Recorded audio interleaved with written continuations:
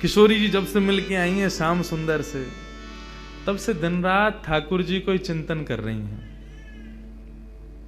बंधुओं देखो, वैसे तो ये परमात्मा है, वैसे तो ये पर ब्रह्म है, इनको सब पता है कि कौन क्या है क्या नहीं है, लेकिन जब ठाकुर जी लीला करने आए हैं तो पूर्ण लीला में ही रहते हैं। उस समय ये भाव नहीं है कि किशोरी जी क्यों याद कर रही हैं ठाकुर जी को, वे तो भगवान है, वे तो जानती हैं कि कौन श्याम सुंदर कैसे क्या, तो फिर ये क्या है। अरे भाई, जब ठाकुर जी लीला में पधारते हैं तो पूर्ण लीला के ही होके आते हैं। श्रीनाथ जी अपने मंदिर में विराज रहे थे, गुसाई जी सेवा कर रहे थे, इतने में ही एक बिल्ली घुस गई भीतर। तो बिल्ली देख करके श्रीनाथ जी को भगाओ भगाओ भगाओ। गुसाई जी बोले, आप परम ब्रह्म परमात्मा, पूरे विश्व के जगदाधार, पूरे विश्व को बनाते हो, या बिल्ली से डर रहे हो? श्रीनाथ जी बोले, सुनो, निकलो मंदिर से बाहर। क्यों? या तो तुम जाओ या मुंह जान दो। गुसाई जी बोले, अरे जय जय, कहा अपराध है, आप इतने नाराज क्यों है? रे तुम मुंह को लाला मानो ना। बोला, हाँ लाला मानो। तो लाला मानोगे तो लाला को बिल्ली तो डर लगेगा, लाला को कू करते हुए डर लगेगा। तुम पर ब्रह्म मानोगे तो फिर मेरे सामने साधारण मैया को भाव मत दिखाइयो। फिर तुम साधारण ही बन के आओ। जब पर ब्रह्म मानने हो तो पर ब्रह्म मानोगे तो पर ब्रह्म जैसी सेवा करो मेरी। लेकिन तुमने मुंह को लाला मानो है, तो लाला को तो चींटी तो डर लगेगा, छिपकली तो डर लगेगा, बिल्ली तो डर लगेगा।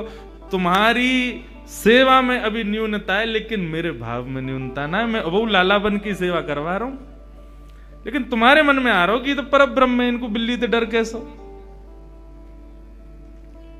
तो हे मोहे नाते अनेक मानिए जो भावे। आप किशोरी जी के प्रति, श्याम सुंदर के प्रति जो भाव रखो। कल मुझ को इतना बढ़िया लगो, रात में आए तो मैया को परिचय सबका, ये हमारी कीर्ति मैया हैं, ये राधा रानी के भैया हैं, ये राधा रानी की बुआ हैं, ये चाचा हैं, ताऊ हैं, ये उनके भतीजा हैं, ये सब हैं। ये भाव सच में ये विशेष है। और एक बार को एक बात बोलूं, आपने केवल कहने को किशोरी जी से कही कि मैं आपको चाचा हूं। आप एक बार को कभी है सके अपने कर्तव्य को भूल जाओ, लेकिन किशोरी जी नहीं भूलेंगी। तुमने कही है कि तुम मेरे चाचा हो, तो चाचा वारो कर्तव्य निभाओ। ठाकुर जी की भक्ति में तीन चीज बहुत जरूरी, विश्वास, दूसरा संबंध, और तीसरा समर्पण। जब तक ठाकुर जी की भक्ति में कोई संबंध ना हो, विश्वास ना हो, समर्पण ना हो, सबसे पहली सीढ़ी है विश्वास। विश्वास करो, हाँ। दूसरी सीढ़ी है कोई भी संबंध, और संबंध भी आप पूछो हम ठाकुर जी से कौन सा संबंध बनाए। देखो, संबंध जैसे पुत्र होता है ना, तो आप पूछोगे नहीं कि मैं इसका पिता बनूंगा अब। अरे पुत्र हुआ तो पिता हो ही आप उसके। संबंध कभी बनाए नहीं जाते, संबंध हो जाते हैं। ठाकुर जी को देख के जो भाव प्रकट हो वही ठाकुर जी को मान लो। और कई लोग ऐसे कहते हैं हमारा कोई भाव ही प्रकट नहीं होता, तो अभी कथा सुनो, सत्संग करो, संतों का संग करो। अभी तो तुम स्कूल में प्रवेश करने लायक ही नहीं हुए हो, तो फिर ठाकुर जी संबंध कैसे बनाओगे?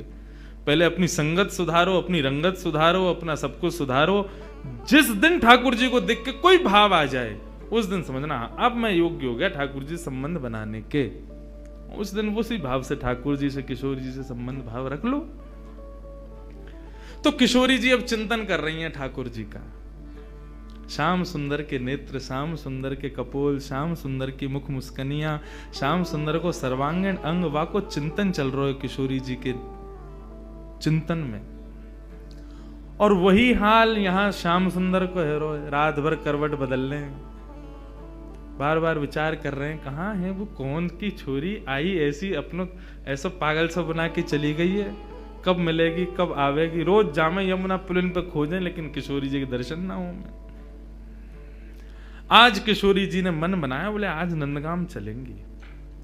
समस्त गोप ग्वाली जितने भी किशोरी जी की सखी सहचरी हैं, सबसे किशोरी जी बोली आज नंदगाम चलेंगे। अरे नंदगाम बहुत दूर है, और तू ना जाने मां कौन रे, चलिया माखन चोर मरकट बंधु। हमने सुनिए टेढ़ी टेढ़ी सी चाल चले और सबन को अपनो दीवानो बना ले, सबन को अपने चंगुल में फंसा ले, ऐसी मीठी मीठी बात करे। वामेते एक व्यसन निकले, वह व्यसन को कोई एक बार चख ले तो वह व्यसन के बिना रह ना पावे। किशोरी तू जो कहेगी सो करेंगे, लेकिन नंदगाम ना जाएंगे। अच्छा चल नंदगाम ना जाएंगे, नेक दूर तक चल रहे हैं। और करते करते किशोरी जी के मन में बार बार भाव, जानो तो नंदगाम है। एक एक करके सखियां सब छोड़ती जा रही हैं। अरे मेरी तो सास बुला रही होगी, मेरे घर में बालक रो रहे होगो, आदि आदि करके सब सहचरियां वहां से चली गई। अकेली किशोरी जी पहुंच गई नंदगांव। जैसे ही नंदगांव पहुंची, नंदगांव पहुंच करके किशोरी जी सबसे पूछें, कुंवर कान्हा कहाँ रहे? कुंवर कान्हा को घर कहाँ है? इतने में एक बूढ़ी सी अम्मा आई और वहां ने आकर के जैसी किशोरी जी की मुख की कांति और सौंदर्य को देखो, अरे लाली कहा भयो, कौन को खोज रही है? मैं कुंवर कन्हई को खोज रही हूं, वो कहाँ है? बोले तो ना पता घर कहाँ है? बोले ना पता, आजा मैं लेके चलूं। सोई बूढ़ी सी अम्मा को हाथ पकड़ करके किशोरी जी जा रही हैं गोकुल में भ्रमण करती। भाई इतने में बोली, देख अब लाली आते आगे हम ना जा सके, राजा को घर है, वो सामने जो भवन है वो वही में रहे कुंवर कन्हई, चली जा। यहां भीतर ठाकुर जी बैठे यशोदा मैया के पास और क्या कह रहे हैं? मैया ने हाथ पांव पकड़ लिया, बोले लाला तेरी बहुत शिकायत हमें, अब तो अपने गोकुल तक का सब जगह तो शिकायत आ रही है, तू इतनी चोरी करे या चोरी है छोड़ दे। ठाकुर जी कह रहे छोड़ दूंगा, लेकिन बदले में मुंह को कहा देगी, जो तू कहेगो सो दूंगी। सो खाऊं पर घर ना जाऊं मैया, अब ना करूंगो चोरी, पर सांची कह कब लावेगी, मुंह को तू दुल्हन गोरी। अच्छा दुल्हन चाहिए तो? बोले हाँ मैया दुल्हन चाहिए। कायते के बहू? बोले बहू बातें के जो भोजन करावे, रात में सुवा दे, सवेरे उठाए दे, इन सब सेवा न करे, जो सेवा मेरी तू करे वही सेवा मेरी बहू करेगी। ऐसी बहू लिया मुंह को। लेकिन मैया मेरी पहले ही सुन ले, मैं जैसी चाहूं वैसी बहू लियो मुंह को। कैसी बहू चाहिए? भोरी सी होए सुभग छोटी, भोरी सी लियो, ज्यादा तेज तर्रार भरम बहू मत लेके आइयो। क्यों? मौत तोते दूर कर देगी, फिर तेरो घर बनवा देगी यमुना के पुलिन पे, तू और बाबा वहीं रही हो, मैं और बहू यहाँ रहे करेंगे। भोरी सी होए सुभग छोटी और सुवा सारी नाक आंख मोटी। पैनी सी तो नाक हो बाकी कैसी तोता जैसी, और बड़ी बड़ी आंखन वारी होए, और तोते दिखाए मुख घूंघट में, मुस्काए जाए थोड़ी थोड़ी। जैसे ही तू बा के सामने आ जाया करे, सोई घूंघट कर ले, और घूंघट में ती नेक नेक मुस्का जाए करे। ऐसी बहू लिया मैया मुंह को। मैया बैठी बैठी कन्हैया की बात ने सुन रही है। बोले ज्यो ज्यो बड़ो है तो जा रहा, त्यों त्यों तेरे भीतर जन कहा प्रकट है तो जा रहा। कहाँ ते लावे इन सब बातन ने? बड़ी आंख वारी चाहिए, पैनी नाक वारी चाहिए, बोरी सी चाहिए, ऐसी चाहिए, कौन सिखावे तो को? मैया देख तू बात मत बदल, बता चोरी छोड़ू कि नहीं छोड़ू? हाँ लालवा है तो छोड़ दे, तो मेरी बात मान ले फिर। और मैया सुन, मैया एक बात तो समझाऊं, जब ब्याह करवे जाऊंगा ना, बलदाऊ संग न ले जाऊं, बलराम ना लेके जाऊंगा। मैया बोली क्यों ना लेके जाएगा? मैं कह रहा हूं वो गोरो है, कहीं बहू को मन लास्ट में बदल गो तो बाकी माला पहना दी तो, या हमारे बलराम ना लेके जाऊंगा। मैया एक बात तो समझाऊं, बलदाऊ संग न ले जाऊं, बाबा ते कह के मगवाए दे, चढ़वे को सुंदर घोड़ी। अब घोड़ी मगवा मुकू, अब ब्याह करवे जाऊंगा मैया। मैया बोली लाला ये सब चले तेरे मन में, यही सब करे तू बाहर वन में जाके, ते मधुमंगल श्रीदामा आगे दिन ते यही सब सीख के आवे तू। बंधु देखो ये सब चर्चाएं हैं ना, आज देखो यहाँ ज्ञान भक्ति वैराग्य सब बाहर खड़े हैं, यहाँ केवल प्रेम चल लो भीतर। यहाँ पर श्याम सुंदर और किशोरी जी के वही चर्चा जो हम ब्रजवासी को बहुत प्रिय है, जो हम कोई के आगे ना बोलें वो बातें हैं। क्योंकि सब जगह अधिकारी नहीं मिलते ऐसे, यहां मिले हैं तो सुन लो। मैया अभी घोड़ी मंगवा दे, तू तो बाबा ते अभी कह दे मेरे काजी को घोड़ी ले आवेंगे। और मैया मेरी एक बात और सुन ले, मैया एक बात मेरी और सुन ले। कहा गोपिन पे मंगल गबवाए दे। गोपिन ने बुलाए कि अभी तो मंगल गान शुरू करवा दे तू तो घर में। और मोय गोरो दुल्हा बनाए दीजो, ऐसो श्रृंगार कर दियो मेरो कि मैं गोरो है जाऊं। मोय गोरो दुल्हा बनाए दीजो, कहूं हंसे ना वहां की छोरी। मैया मेरो ब्याह करा दे। इतने में ही बाहर से किशोर जी, अरे कुंवर कन्हैया, कुंवर कन्हैया। जैसे किशोरी जी बाहर से पुकारन लगी, श्याम सुंदर बोले मैया, मुझे लगा बहू आ गई दिखे, ये तो स्वर का ही सुनो दिखो मैंने। ठाकुर जी दौड़ करके बाहर गए तो सामने किशोरी जी खड़ी हैं। आहा, किशोरी जी को जैसे ही देखो, जैसा रूप भीतर वर्णन कर रहे, जाके काजे कर रहे, वही आ गई।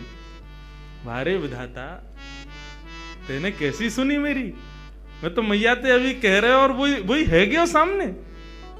इतने में ही पीछे से यशोदा जी निकल करके आई। और जैसे ही यशोदा जी ने नंद भवन के द्वार पर नन्ही सी किशोरी जी को देखो है, किशोरी जी को देख करके यशोदा मैया के मन में भाव आयो, अरे विधाता, मेरे मन में तो बचपन से ही हती कि लाला के काज सुंदर सी एक बहू लेके आऊंगी आदि आदि। अभी लाला की बात विनोद में सुन रही, लेकिन हे विधाता, ये जो सामने खड़ी है मेरे, यहाँ को रूप कैसा, कैसी कैसे कैसे चपल से नेत्र हैं, या कि कैसी मृगनैनी है, या कि मुस्कान कितनी सुंदर, या कि चाल कितनी सुंदर, या कि रूप कितना सुंदर। मोहित है गई। यशोदा मैया ने परिचय ना पूछो कौन है, सीधी बोली लाली निक इतकुआ। किशोरी जी पास गई, निक मैं तो कोई हृदय से लगा लूं अपने। हाँ मैया लगाए लो। जैसे किशोरी जी को हृदय से लगायो, यशोदा मैया के नेत्रन से अश्रु प्रपात है लगो। ऐसी शीतलता को अनुभव, जो शीतलता को अनुभव सदैव कन्हैया को हृदय से लगावे में आवे, वो पहली बार कोई बालक को हृदय में लगावे में आयो है। कौन है लाली, कहां ते आई है, तेरो गांव कहां है? मैया तुम बढ़िया ते जानो मुझे। कौन हो? मैं वृषभानु जी की लाली हूं। कीर्ति मैया, मेरी मैया आपकी बड़ी अच्छी सहेली। अच्छा, वृषभानु की लाली है? बोले हाँ, वही जो घोटून तक काजल लगावे का है। नहीं समझे? बड़ा बड़ा काजल लगाते हैं वृषभानु जी। हाँ वही हैं। हम बे ऐसे तो बड़ा बूढ़ा है, लेकिन हम तो खूब बतियावे। आ जाओ बातन ने बना तो रे। किशोरी जी बोली आप हमारे बाबा के बारे में ऐसे मत बोलो ना लाली, मैं कोई बुराई थोड़ी कर रही हूं। हमारे ब्रज में तो गारी देवे तो उम्र बढ़े, हमारे ब्रज में तो ऐसा बोलवे तो आनंद ही आवे। ऐसे बिना बोले, बिना चुभने वाली बात बोले तो ब्रजवासी आगे बढ़ता ही नहीं। किशोरी जी श्याम सुंदर के संग बैठी हैं, क्रीड़ा कर रही हैं, लीला कर रही हैं। किशोरी जी के इस रूप को देख करके यशोदा मैया के मन में भाव बार बार उत्पन्न हो रहे है। इतने में ही यशोदा मैया से रुको नहीं गए, गई जाकर के तिजोरी खोल के सबरो सामान निकाल करके लाई। लाली ने कि यहाँ पे यहाँ बैठ जा। किशोरी जी बैठ गई। तेरो श्रृंगार कर दूं? ना आप श्रृंगार मत करो, मैया नाराज होगी। कछु ना होगी, कह दियो यशोदा मैया ने कियो है। अच्छा तो कर दो। श्रृंगार करनो प्रारंभ कियो है। ऐसा सुंदर श्रृंगार करके किशोरी जी की गोद भर दे, मांग में सिंदूर भर दियो, खूब सारी सामग्री दे करके, लाल चुनरी उड़ा करके पैरन में महावर लगा। आहा, कल कितना सुंदर भाव भैया सुना रहे महावर को, कि एक सखी किशोरी जी के चरणन में महावर लगा रही है, और महावर लगाते लगाते चर्चा भी करती जा रही है। तो महावर लगा के भूल गई कि मैंने कौन से पामन में महावर लगाए हो। तो किशोरी जी से पूछे, अरे किशोरी जी मैंने कौन से चरणन में महावर लगाए हो? क्योंकि किशोरी जी के चरणन को रंग और महावर को रंग एक जैसा, भूल गई मैंने महावर कहां लगाए हो। तब किशोरी जी अपने पाम को उठा के, और जो पाम भारी होवे बाकी कहीं या में लग गए हो, ये हल्को है, या में नाए लगो। मतलब इतनी कोमल कि महावर के भजन से वो किशोरी जी के चरण भारी है रहे। कैसा सुंदर भाव। किशोरी जी के महावर लगाए और सब कछु दे के गोद भर दई और कही लाली अब जा।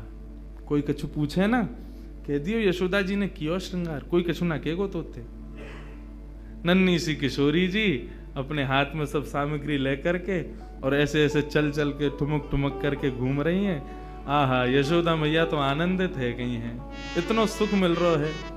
छोटी सी किशोरी मेरे अंगना में डोल रे, छोटी किशोरी मेरे अंगना में डोले रे, छोटी सी किशोरी। मैंने वासों पूछी लाली कौन गाम की छोरी रे, मैंने वासों पूछी लाली कौन गाम की छोरी रे।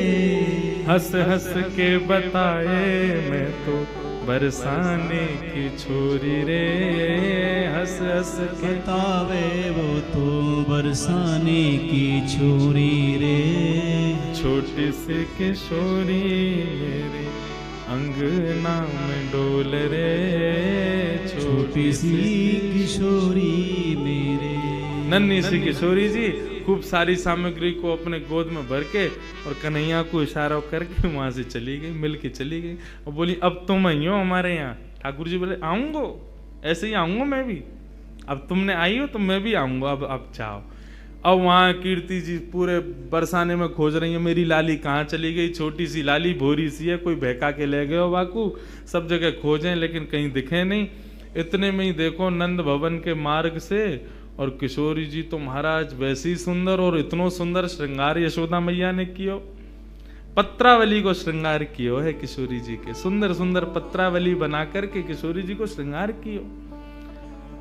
जैसे ही किशोरी जी आई कीर्ति दौड़ करके गई, हृदय से लगायो लाली तू कहां गई, मैं कब तक खोज रही। और ये कहा भयो, ये तेरी मांग कौन ने भर दी, और ये तेरे होटन पे लाली मां कौन ने रच दी। पामन में महावर, ये पाजेब, कौंधनी, गले में हार, इतना सामान ये सब कौन ने कियो। मैया मैं गई नंदगाम, वहां पे यशोदा मैया ने मेरा श्रृंगार कर दिया। कीर्ति मैया श्रृंगार देख के समझ गई, बोले कि यशोदा जी ने गोद भर दी मेरी लाली के। चिंता है गई कीर्ति जी को। बरसाने की एक सखी पूर्णमासी बुलवायो, सबसे बूढ़ी बड़ी वही है, वही ब्याह कराती डोले नंदगाम बरसाने में। पूर्णमासी आई, पूर्णमासी से कीर्ति मैया बोली मैया देखियो मेरी लाली को कैसा श्रृंगार कर दियो, कहा का सामान दे दियो, या सबको मतलब कहा समझू मैं। बोले अरे या को मतलब सीधो सीधो है, कहा बोले वो अपने लाला को तेरी लाली ते ब्याह करनो चाह मैं, और का मतलब है, या को गोद भराई कर दी तेरी लाली की। हम्बे वह छोरा तो करूंगी मैं अपनी लाली को ब्याह, कारो कलूटो माखन चोरी करतो डोले सब जगह, और गोपीन के पीछे डोले, टेढ़ी सी चाल चले, टेढ़ो से मुकुट पहने, वग बारे में खूब सुनो मैंने, कारो सो बातें तो ना करूंगी मैं। मेरी लाली तो देखियो कैसी दूध जैसी गोरी, और वह कार्य के संग खड़ी होगी, कोई अच्छा लगे। पूर्णमासी बोली देख रूप रंग तो सबके अलग अलग रहे, ऐसा तो है ना जैसी तेरी लाली है वैसे ही आपको वर मिलेगो, जैसी गोरी ये वैसे ही आपको मिलेगो। अरे चंद्रमा की शोभा भी तब होवे जब काली निशा छा जाए, बाकी बिना चंद्रमा कैसे दिखेगो। भले ही तेरी लाली को वहां से ब्याह होगो, बगल में खड़ो होगो, देखेंगे तो सब तेरी लाली कोई तो को कहा पड़ी है वहां में। और रही बात चोरी की, तू कह रही है चोरी कर तो डोले, चोरी करे यो करे, कौन चोरी ना कर रहा दुनिया में। जगत में जो देखे सब चोर, दुनिया में सब चोर हैं, कौन चोरी ना कर रहा है। आप जितने बैठे हो सब चोरी कर रहे हो, यहां बैठ के क्या कर रहे हो, ठाकुर जी के सुंदर अंतरंग लीला को यहां सुन रहे हो, ये चोरी नहीं है तो क्या है, ये चोरी है रही है। वह कन्हैया के पीछे पड़े हुए हैं सब, लेकिन दुनिया में चोर कौन नहीं है। सूरदास जी वर्णन कर रहे हैं, राज्य के चोर हैं राजा रानी, शहर चोर व्यापारी। और 5 चोर सबके उर्माही, कौन पुरुष कौन नारी। 5 चोर हैं हमारे भीतर, कौन कौन से? कौन कौन से? काम, क्रोध, लोभ, मोह, ईर्ष्या, या फिर ऐसा कह दें ये जो पंच ज्ञानेंद्रिय, पंच कर्मेंद्रिय, ये सब हमारी चोर हैं। सब चोरी कर रहे हैं। चोरी से बच कौन रहा है? ब्रह्मा चोर आए वृंदावन, बालक बच्च चुराए। ब्रह्मा ने पूरी सृष्टि बनाई, बहु चोरी करके गए हो। कन्हैया के नेक नेक से ग्वाल बाल और बछड़ा ने चोरी करके ले गए। और इंद्र चोर पृथु के हाय, बहु पाखंड बनाए। पृथु महाराज जब अपनी श्रीमद् भागवत में कथा आती है, पृथु महाराज अश्वमेध यज्ञ कर रहे थे। 100 अश्वमेध यज्ञ होने में 99 पे ही अधूरा रह जाता था। क्यों? 100वां घोड़ा जो होता था इंद्र चोरी करके भाग जाता था। इंद्र ने चोरी करी। शंकर चोर हरत बहु अवगुण, शिव शिव जोई पुकारे। जो भी शिव शिव गावे, शंकर वाके सबरे अवगुणन को हरण कर ले तो वो चोर है। संत चोर हरि हृदय चुराए, जो त्रिभुवन विस्तारे। ये जितने भी संत महात्मा बैठे हैं, कथावाचक बैठे हैं, यो सबरे चोर हैं। क्यों? त्रिभुवन नाथ स्वामी के कथा गुणान वानन को गान कर करके लोगन के चित्त को चुरा ले, यो सबरे चोर हैं। सब मिल चोर, सब मिल चोरी करी श्याम की, जो जासे बन आए। ये पूरा संसार श्याम को है, और यहाँ पे हम जो कुछ भी अपने स्वार्थ के लिए ले रहे हैं वो चोरी नहीं है तो क्या है? कन्हैया की सब पूरे सृष्टि की चोरी हम लोग कर रहे हैं। सूरदास सट कहाँ लगी वर्णो, माखन चोर कन्हैया। पूरा विश्व चोर है, लेकिन पूरे पीछे कौन के पड़े? माखन चोर। माखन की चोरी करे वाले वह कन्हैया के, माने माखन चोरी करी है और यो है त्यों है, वही के पीछे पड़े रहे। कौन चोर ना है संसार में? सब चोर हैं। बोले अच्छा पूर्णमासी एक बात बताओ, आपको मन कहा करना चाहिए? बोले मेरो मन तो जादना तो वृषभानु नंदनी भई है ना, वही दिना से है कि नंद नंदन ही आके काजे है। ये दोनों दैवी कोई शक्ति हमारी या ब्रजमंडल में आई है, इन दोनों को ब्याह कर दो तो ब्रज की सदा सर्वदा रक्षा करेंगे ये दोनों मिलके। मेरो मन तो यही के। कीर्ति बोली तो फिर एक काम करो, एक बार आप चुपके थे कैसे कन्हैया को ले आओ बरसाने, हम एक बार वाकू देख लेंगी। ने हमारे मन को संशय होगा कछु तो दूर रह जाएगा। एक बार वाको रूप रंग सब देख लेंगी। हमने बहुत सुनी टेढ़ी चाल चले, हमें यूं देख लो कोई लचक तो ना वाक कमर में। एक बार तुम लेके आओ वाको, वो टेढ़ो जानबूझ के चले कि कोई वाके कोई शरीर में कोई दिक्कत है। और कारो कारो कारो सब कहें तो फिर ये सबरी गोपी काय को पागल बनी रहे वाके पीछे। वैसी सबरी कहेंगी कारो, और वैसे यूं कहेंगी आज कन्हैया ने हमारे घर चोरी ना करी, हमारे घर ना आवे, हम ते प्रेम ना है। ऐसो कारो कैसे कि सबन के चित्तन ने चुरावे। हे पूर्णमासी तुम ही लेके आओ बाकू। पूर्णमासी बोली ठीक है जाऊं, मैं ही लेके आऊं। पूर्णमासी चल के जा रही है। नंदगाम के कुंवर कन्हैया अपने ग्वाल बालन के संग अटारी पर बैठे। वहीं ते दूर ते दिख गई पूर्णमासी आ रही है। ठाकुर जी ये तो सब पता ही है। पूर्णमासी भी थोड़ी ने ठाकुर जी की तरह लचक लचक के ही चले। मधुमंगल बोलो अरे कौन आ रही है ये लचकी सी? ठाकुर जी बोले वही आ रही है, 2 साल पहले आई कही तेरे पास, तेरो ब्याह करावे काज। ओ अच्छा तो वही आ रही है। काई को आ रही भैया? बोले वही के काजे आ रही होगी, जाके काजे आवे, सबन को ब्याह ही कराती डोले। इतने में पूर्णमासी आ गई। मधुमंगल गयो, आओ आज कौन को लेके आई हो संबंध? बोले कोई को लेके आई हो, तेरो तो ना हेरो, 2 साल ते लगी वही हूं, अब आगे ना होगा, तू तो यूं ही रहेगो, कुंवारो ही रहेगो, तो ते कौन ब्याह करे? ये सब ब्रज की लीलाएं हैं। ठाकुर जी से कही लाला कल बरसाने आ जाइयो, और सुन ये सबरे गोबर चोट टन मत लेके आइयो संग में। दूसरे इनके छत्तन पे सूख रहे कंडन चुराते रहे। कौन ते कह रही है री? मधुमंगल श्रीराम बोले तुम ते कह रही हूं लाला, कल सुंदर सो बन के आइयो हैं, वहां पे सब गोपी ग्वाल तेरो सब इंतजार करेंगे और कल तेरी मुंह दिखाई होगी वहां पे, सुंदर सो श्रृंगार करके आइयो। और मैंने तेरी बात छेड़ दी है कीर्ति से, और बढ़िया कल वहां पे ऐसे लचक के मत आइयो, नहीं माँ की सी चाल जो चले का है, सीधो सीधो आइयो, सुंदर बन के आइयो, तेरो ब्याह है जाएगो। अब तो ठाकुर जी मनी मन विचार कर रहे हैं, बोले हमें तो केवल किशोरी जी के दर्शन करने हैं, ये कहा पूरा वहां पे बरसानो इकट्ठा होगो, सब हमसे मिलेंगे, पूछेंगे, देखेंगे, भारेंगे, जन कहा हुए को। ठाकुर जी बोले कल जावे की बजाय हम आज ही हुआ मैं। श्री मलुकदास जी महाराज का पद है, जोगी रंग भी नाया, अच्छा श्रृंगी नाद बजाया, जोगी रंग भी नाया, अच्छा श्रृंगी नाद बजाया। ठाकुर जी एक जोगी बन करके जा रहे हैं। पूर्णमासी बोली सुंदर से बन के आई हो, श्रृंगार करके आई हो, ऐसे आई हो, वैसे आई हो।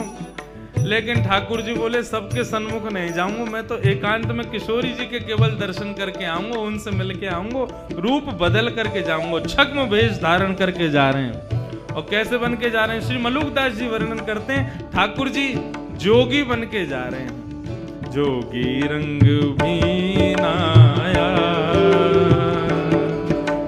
अच्छा श्रृंगी नाद बजाया, जोगी रंग भी नाया, अच्छा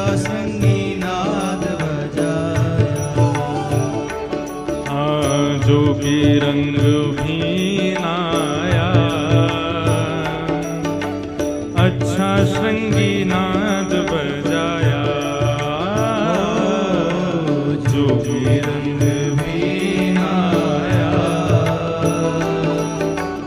अच्छा श्रृंगी नाद। अब पूरे पद को सुनना, एक एक शब्द सुनना, ठाकुर जी ने कैसा श्रृंगार किया है अपना। आहा, इतना सुंदर भाव।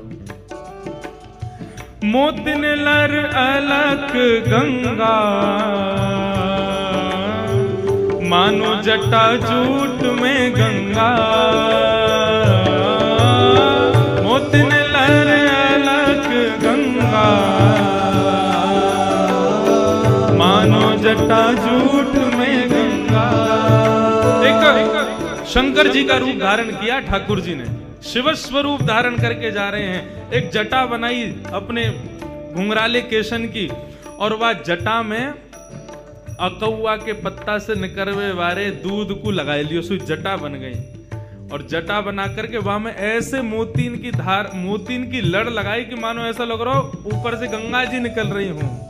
हाँ, मोतिन लहर अलग गंगा,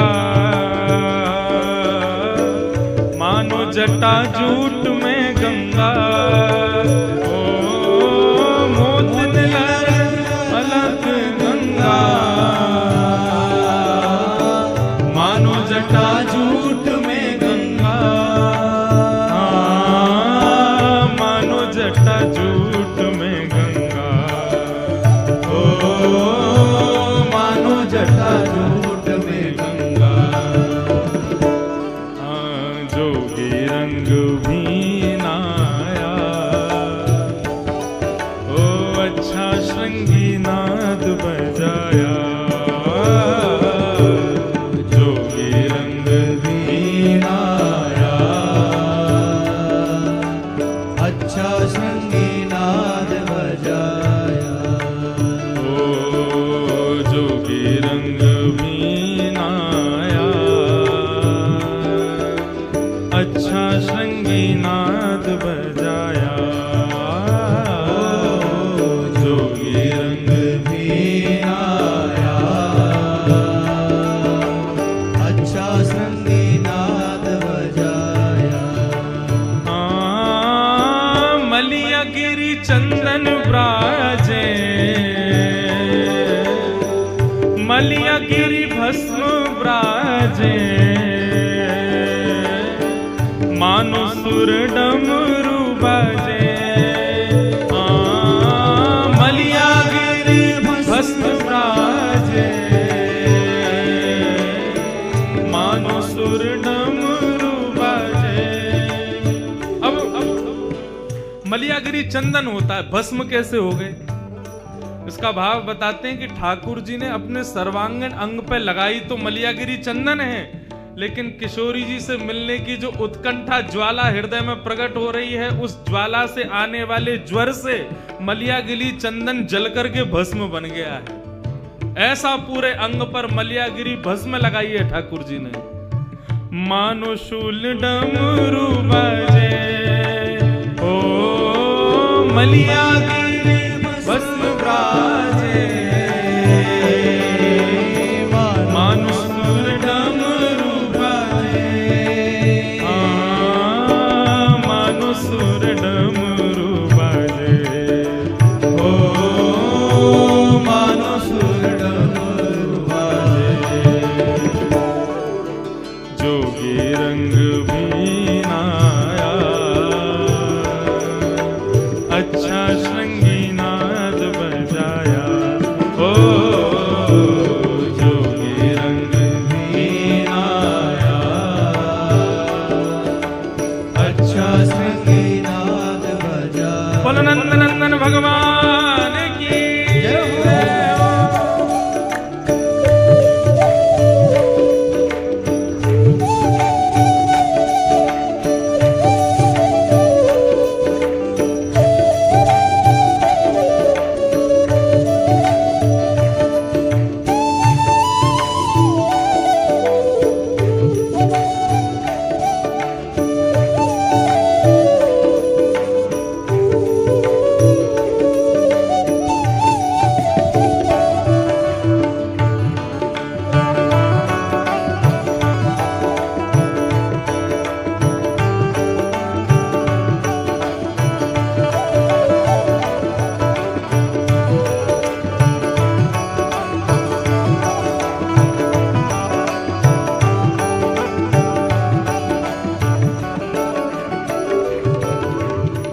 जोगी को भेष धारण करके, शिव स्वरूप धारण करके ठाकुर जी पहुंच गए बरसाना। अब बरसाने में अलग निरंजन डमरू बजाते हुए घूम रहे हैं पूरे बरसाने में। इतने में ही कछु गोपी आई, सखी आई किशोरी जी की, आकर के बोली, बाबा कहाँ ते आए हो, कौन हो आप? ठाकुर जी बोले, हम सन्यासी बाबा हैं, हिमालय से आए हैं। अच्छा, कहा करो आप? बोले, हम लोगन की शक्ल देख करके ये बता दें वहां को ब्याह कब होगो, कौन ते होगो। अच्छा, ये गुण है आपको? बोले, हाँ ये हमारा गुण है। सब गोपी बोली, तो फिर तो हमारी किशोरी जी को देखो आप, उनको बताओ, उनको कहा होगो। कौन किशोरी जी? बोले, हमारे बरसाने की राजकुमारी हैं, नहीं उनको बताए तो उनको ब्याह कौन ते होएगो, लेके चलो हमें।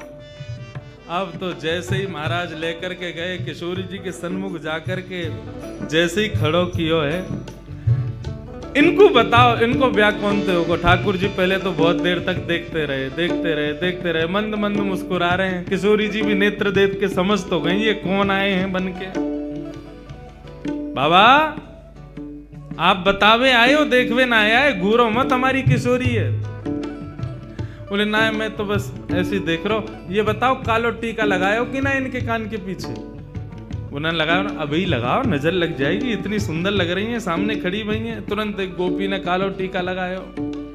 हाँ बताओ हमारी किशोरी जी को कौन से ब्याह होगा?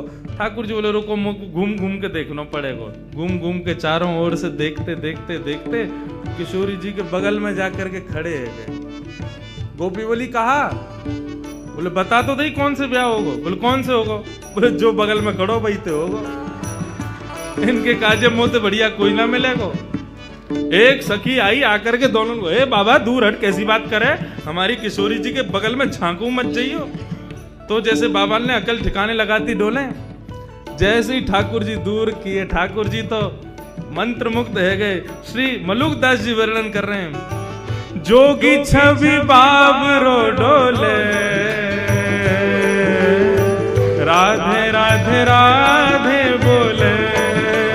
ओ जोगी छवि बाबरो डोले, राधे राधे राधे बोले। अरे हाँ, जोगी छवि बाबरो डोले, राधे राधे राधे बोले।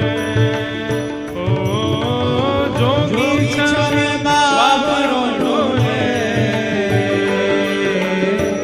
राधे राधे राधे बोले। अरे हाँ, राधे राधे राधे बोले। ओ राधे राधे राधे बोले। हाँ जोगी रंग मीनाया, अच्छा श्रृंगी नाद बजाया। ओ जोगी रंग मीनाया, अच्छा संगीनाद बजाया। ओ जोगी रंग मीनाया, अच्छा श्रृंगी नाद बजाया। ओ जोगी रंग मीनाया, अच्छा संगीनाद बजाया। मलुकदास जी वर्णन कर रहे हैं किशोरी जी को परकोटा में लेके गोपी सब आगे खड़ी है, बोले भाग यहाँ आते। हम समझ गए तेरे मन में खोट है, हमारी किशोरी जी के पास आके बगल में छुए को प्रयास करे। ठाकुर जी बोले ठीक है हम चले जाएंगे, लेकिन वाते पहले हम अपनी सिद्ध की हुई भभूति दे के जाएंगे सबन को। गोपी बोली हमको ना चाहिए, बोले भभूति तो हम देंगे। और हाथ में भभूति लेकर के मलियागिरी चंदन की समस्त गोपीन के ऊपर जैसे ही फूंकी, सारी गोपी मूर्छित होकर के गिर गई। ठाकुर जी किशोरी जी को लेकर के वहां से भाग गए। और मलुकदास जी कह रहे हैं मोहन मंत्र फूंक दे मारी, सब ब्रज मोहिनी डारी। ओ मोहन मंत्र फूंक दे मारी, सब ब्रज मोहिनी डारी। हाँ सब ब्रज मोहिनी डारी। हाँ सब ब्रज मोहिनी डारी। जोगी रंग मीनाया, अच्छा श्रृंगी नाद बजाया। ओ जोगी रंग मीनाया, अच्छा संगीनाद बजाया। अरे हाँ, जोगी सब संतों का प्यारा, शरण मलूक ने माना। ओ जोगी सब संतों का प्यारा, शरण मलूक ने माना। हाँ शरण मलूक ने माना। ओ शरण मलूक ने माना। ओ जोगी रंग मीनाया, अच्छा श्रृंगी नाद बजाया। ओ जोगी रंग मीनाया, अच्छा संगीनाद बजाया। हाँ अच्छा श्रृंगी नाद बजाया। ओ अच्छा श्रृंगी नाद बजाया। अरे हाँ अच्छा श्रृंगी नाद बजाया। ओ अच्छा संगीनाद बजाया। ऐसे श्याम सुंदर गए और जाकर के रूप बदल करके सब गोपियों को मोहन मंत्र से ही मोहित करके और किशोरी जी को वहां से लेकर के यमुना पुलिन पर पहुंच गए। और वहां यमुना पुलिन पर पहुंच के दोनों को सुंदर रास विहार भयो। बंधुओं, ठाकुर जी की 4 लीलाएं हैं। कुंज लीला, निकुंज नीला, निभृत निकुंज नीला, 3 लीलाएं हैं। कुंज लीला, निकुंज लीला, निभृत निकुंज लीला। कुंज लीला में समस्त ब्रजवासी भी हैं, ठाकुर जी के सखा भी हैं और किशोरी जी की सहचरियां भी हैं। लेकिन जैसे ही निकुंज लीला प्रारंभ होती है तो वहां पर केवल किशोरी जी की सखियां और ठाकुर जी, वहां पर सखाओं का प्रवेश नहीं है। महाराज का एक भाव ऐसा बताया जाता है कि ठाकुर जी जब महाराज करने के लिए गए तो ग्वाल वाल नहीं गए, बोले गए थे, लेकिन पहले ही गोपियों ने महाराज के बाहर परकोटा बना दिया और उस परकोटा में सुंदर सुंदर सुंदर सुंदर गोपियों को वहीं पर रास की भूमिका में प्रविष्ट करा दिया। वहीं फुब्बारे लगा दिए, वहीं गोपियां रास कर रही हैं, वहीं पर सुंदर भोज्य पदार्थ लाए जा रहे हैं, वहीं पर पेय पदार्थ लाए जा रहे हैं। तो ग्वाल बाल बाहर परकोटेन में ही खड़ी हुई गोपीन में ही मोहित है कि वहीं रह गए। भीतर के रास में तो श्री ठाकुर जी ने प्रवेश किया। ये चित्र मैंने दर्शन किया था श्री सरस कुंज जयपुर में। वहां पर महाराज जी अपने अनुभव से चित्र बनवाते थे, तो वहां उन्होंने परकोटा बनवाया रास भूमि के बाहर, और वहां रास में चारों तरफ छोटी छोटी कुंज बना करके वहां कुछ गोपों को ही सखी बना करके वहां गोप ग्वालों को ही सखी रूप में खड़ा करवा दिया समस्त गोपियों ने। मतलब ग्वाला ही चुनरी ओढ़ करके आंखल में कजरा लगा करके उनको कछु दिए होंगे गोपीन ने, कछु मोह दिया होगा तो माखन दे देंगी, तो को दही दे देंगी, तो को ये करनो कहा सखी बन के खड़े है जाइयो बाहर, और का करनो कन्हैया के संग जितने ग्वाल वाल आवेंगे सबन को मोहित कर लियो अपने ऊपर। तो ठाकुर जी के ग्वाल वाल तो बाहर के परकोटा में ही रह गए, भीतर तो ठाकुर जी ने प्रवेश किया। तो निकुंज लीला में केवल श्याम सुंदर, किशोरी जी और किशोरी जी की सहचरियां। लेकिन जब निवृत्त निकुंज की लीला प्रारंभ होती है वहां पर किसी का प्रवेश नहीं है। वहां केवल श्याम सुंदर और श्री किशोरी जी, केवल इन दोनों के भाव ही विद्यमान होते हैं। इसके अतिरिक्त कोई भी वहां नहीं विराजता है। उस निवृत्त निकुंज की लीला का ना तो वाचन किया जा सकता, ना श्रवण किया जा सकता, केवल उसका अनुभव किया जा सकता है कि ठाकुर जी की ऐसी लीला चल रही होगी, ऐसा भाव हो रहा होगा, ये हो रहा होगा।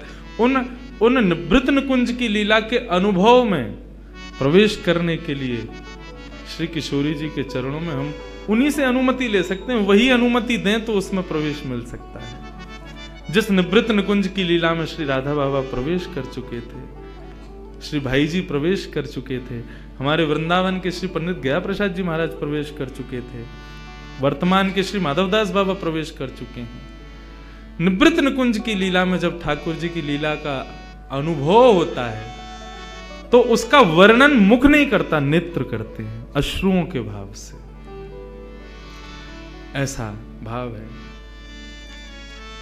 एक भाव और सुना करके आज के विषय को विराम देंगे, फिर कल 3 बजे से ठाकुर जी का पुनः सुंदर कुंज निकुंज निवृत्त निकुंज देखें कहां तक पहुंचा में ठाकुर जी, जो भाव होगा वो कहेंगे। निवृत्त निकुंज में श्याम सुंदर और किशोरी जी दोनों विहार करते हैं, और उसमें भी दोनों की सर्वप्रिय लीला कौन सी है? मान लीला।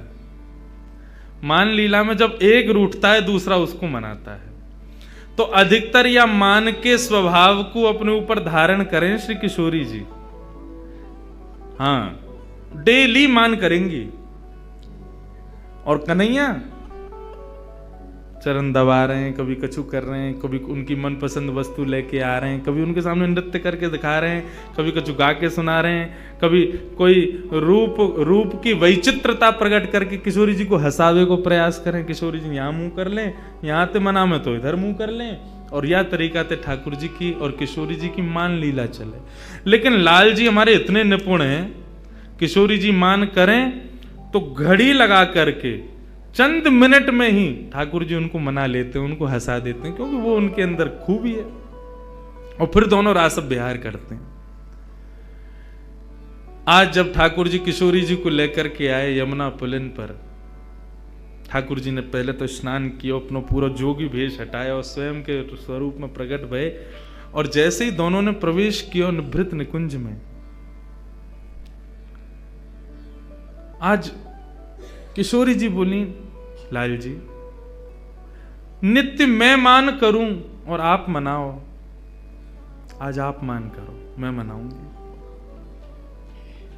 ठाकुर जी बोले नहीं, आप पे ही मान शोभा दे और मनाने की शोभा हम पे ही बढ़िया लगे, या को बदलो मत, आप ही मान करो, मैं मनाऊं। मतलब मान भी यहां झूठे को है, झूठे को रूठे और सांची को मनावे। हमारी आपकी तरह ना है जबरदस्ती मान कर लेंगे और फिर वो मनाऊ हुए तो वामू रीझे ना है। लेकिन यहां झूठे को माने, बिना बात को मान। कैसो मान होता होगा विचार करो, कोई बात नहीं है। ठाकुर जी काय बात से मनाते होंगे, अरे मुझे गलती है, मैं ऐसा ना करूंगा, कोई कछु करो हो तब तो मान करो, लेकिन मान ही झूठे को है। ठाकुर जी किस भाव से मनाते होंगे किशोरी जी को। लेकिन आज किशोरी जी बोली नहीं, आज आपको हमारी बात माननी पड़ेगी, आप मान करो, हम मनाएंगे। ठाकुर जी बोले मैं मान करूं? बोले हाँ आज आप करो, मुंह को सुख देवे के काजे आप मान करो। ठाकुर जी बोले ठीक है, तो आज हम मान करते हैं, आप मनाओ। और जैसे ही मान करके ठाकुर जी मुंह फुला के रूठ के और बैठे, देखो कैसी लीला, रूठ करके ठाकुर जी बैठ गए, मुंह फेर लियो। अब किशोरी जी कभी थोड़ी पकड़ करके अपनी ओर कर रही हैं, हे श्याम सुंदर कहा भयो, मौसम बोलो। ठाकुर जी फिर मुंह फेर लें। किशोरी जी अच्छा, तो आपको मयूर नृत्य बहुत प्रिय, देखो देखो मैं मयूर की तरह नृत्य करके दिखाऊं, तभी मयूरन को बुलाए लें, सामने असंख्य मयूर प्रकट हो जाएं, उन सब के मध्य में किशोरी जी नृत्य करें, आकाश से देवी देवता भी केवल श्रवण करें, क्योंकि निभृत निकुंज की लीला में वे भी दर्शन नहीं कर सकते, वे भी कान लगा करके सुनते रहे कि अरे किशोरी जी नृत्य कर रही हैं, उनके नूपुरन से प्रकट होने वाली ध्वनि कितनी मधुर है, किशोरी जी कितनी मधुर लग रही होंगी। हे श्याम सुंदर आप मान मत करो, रीझ जाओ, किशोरी जी को श्रम है रो है। लेकिन ठाकुर जी देखे ही नहीं रहे। किशोरी जी बोली अच्छा नृत्य से नहीं माने तो कछु भोज्य पदार्थ लाऊं।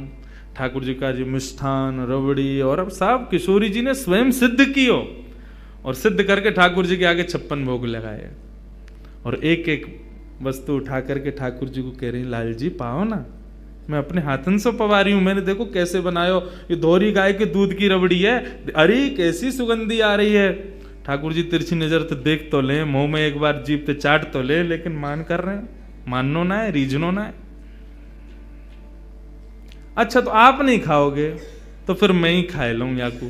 जैसे किशोरी जी खावे बैठे, सोई ठाकुर जी हाथ बढ़ा के बाद छीन लें धर लें, आप सो ना खाऊंगा खुद खा लूंगा, ऐसा मान करें। लेकिन किशोरी जी थक गई मनाते मनाते। ठाकुर जी ज्यों ज्यों मान में प्रवेश कर रहे हैं त्यों त्यों वो मान असली रूप धारण करते जा रहा हो, सत्य है तो जा रहा है।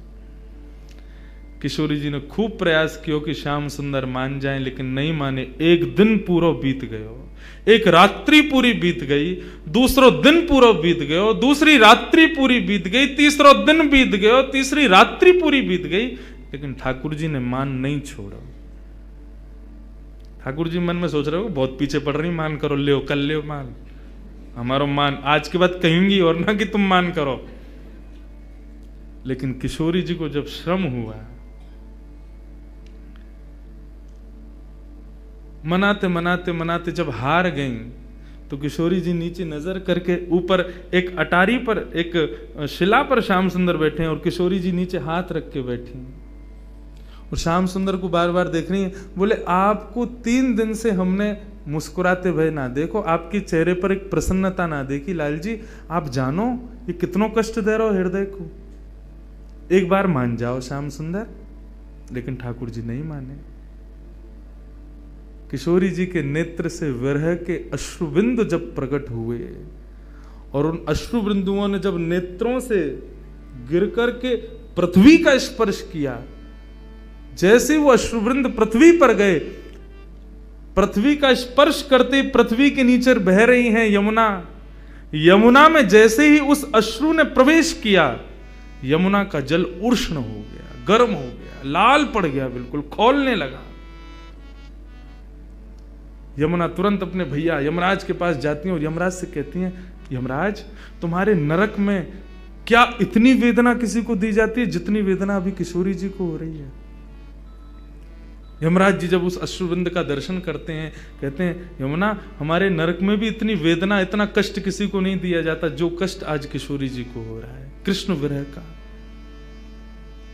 यमुना जी से सहन नहीं होता, तुरंत यमुना जी प्रकट हो जाती हैं और कहती हैं, हे राधिके, आपको ये कष्ट किसने दिया, हमें बताओ।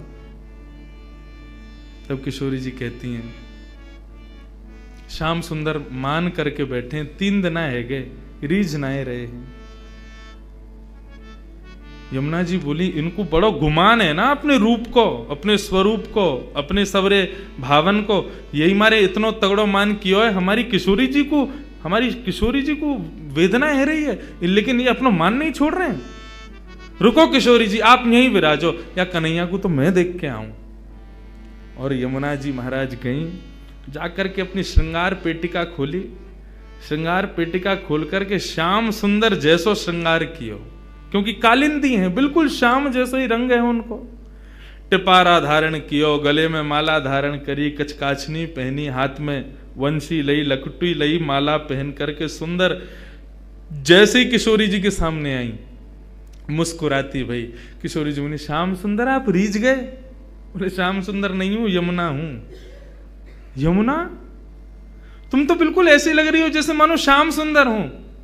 बोले, तो वही तो, ये अपने रूप से सबन को वेदना प्रदान करें, आज इनके रूप से इन्हीं को वेदना दूंगी मैं।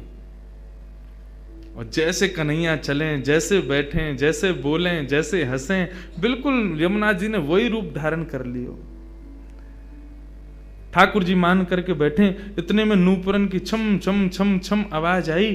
ठाकुर जी बोले, ये तो मेरे नूपुरन की ध्वनि है, मैं तो यहां बैठा हूं, फिर मेरे नूपुरन की ध्वनि पीछे से कैसे आई? ठाकुर जी अपने नूपुरन को बजा में बोले, मेरे नूपुर तो मेरे पास है, फिर ये कौन आयो? हल्के से मान करके बैठे ना, देख ना सके, तो हल्की सी नजर पीछे करके देखो तो एक वृक्ष की अटारी में से श्याम सुंदर की तरह सुंदर पाग पहन के, टिपारो पहन के, मोर पंख लगाए, हाथन में वंशी लिए, वरहा पीडम नटवर वपु कर्णयो कर्णकारम विव्रतवास कनक कपिसं वैजयंतीम चमालाम रंध्रान वेणो अधर सुधया पूरयन गोप वृंदई वृंदारण्यम स्वपदर्मणम प्राविशद गीत कीर्ति। ठाकुर जी का वो वेणु रव का स्वरूप, जिस पर समस्त गोपियां न्यौछावर रहती हैं, वही रूप एक सुंदर वृक्ष की ओट में से प्रकट हो रहा है। ठाकुर जी ने जैसे ही देखो, देख करके वह रूप के पीछे पीछे चलने लगे। वहां की नूपुरन की चाल देखें, वहां की वंशी देखें, वहां की लकुटी देखें, वहां की माला देखें, वहां के मुकुट देखें, सब वही जो ठाकुर जी के पास है, वही सब कुछ। अरे तुम कौन हो, तुम कहां से आए हो? यमुना जी बोली, मैं श्याम सुंदर हूं। बोले, श्याम सुंदर तो मैं हूं। बोले, तुम नकली श्याम सुंदर हो, असली श्याम सुंदर मैं हूं ना। नंद बाबा मेरे हैं। बोले, तेरे नाए मेरे हैं। यशोदा मेरी है। बोले, तेरे नाए मेरे हैं। सबको भाव रखो, तेरे नाए मेरे हैं। अंत में यमुना जी बोली, और बताऊं, राधा रानी भी मेरी है। और देख, इतने में ही पीछे से किशोरी जी प्रकट है करके और यमुना जी के बगल में आकर के जैसे ही खड़ी वहीं, और जैसे ही यमुना जी ने गलवैया दे करके किशोरी जी के कंधा पे अपना हाथ धरो, सामने खड़े भये कन्हैया को क्रोध आयो। बोले कि तुम कौन हो? मैं अभी अपनी नेत्रन से ज्वाला प्रकट करके ध्वस्त कर दूंगा, और ये मेरी किशोरी पर तुमने हाथ कैसे रखो? किशोरी जी भी कहा, हाँ मेरे श्याम सुंदर तो यही हैं। इतने में ही ठाकुर जी को मान दूर नेत्रन से आंसू प्रकट है गए, रूठ गए, चरणन में गिर गए। बोले, अरे मैं ही सच्चो श्याम सुंदर हूं, देखो मेरी वंशी, देखो मेरी ये, देखो मेरा वो, सब कुछ दिखा मैं। अंत तो गत्वा किशोरी जी बोली, नहीं श्याम सुंदर तो यही है। ठाकुर जी बोले, एक चीज प्रमाण दे सकती है कि असली श्याम सुंदर कौन है। बोले कैसे? अच्छा किशोरी जी ये बताओ तुम्हारी हाथ की मुंदरी कहाँ है? किशोरी जी बोले अरे मेरी मुंदरी कहाँ गई?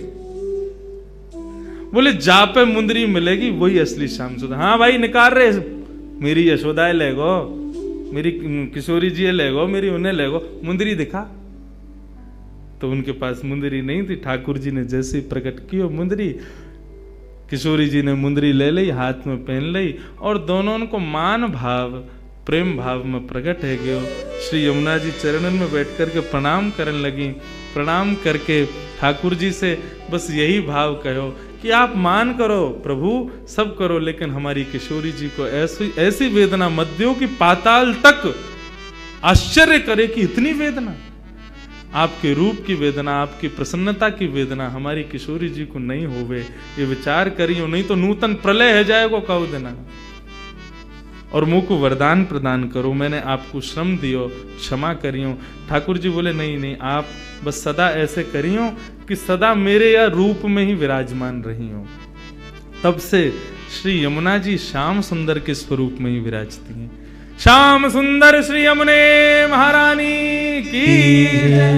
श्याम सुंदर का ही स्वरूप श्री यमुना जी का है। ये किशोरी जी और श्याम सुंदर की मान लीला का भाव है। तो ऐसे बंधुओं ये निभृत निकुंज लीला है, कुंज लीला है, निकुंज लीला है, निभृत निकुंज लीलाएं हैं। ये सब किशोरी जी की लीलाएं हैं। आज निभृत में नेक प्रवेश करायो, कल ना जाने किशोरी जी कहाँ पहुंचा मैं। सदा सदा इन किशोरी जी के चरणन में हम प्रणाम करें। हम ब्रजवासीन की स्वामिनी हैं। आप लोगों पर कृपा है कि आप नागपुर के निवासी होके, महाराष्ट्र के निवासी होके, मारवाड़ी समाज में होकर के भी किशोरी जी को अपनो मानो, अपनो जानो।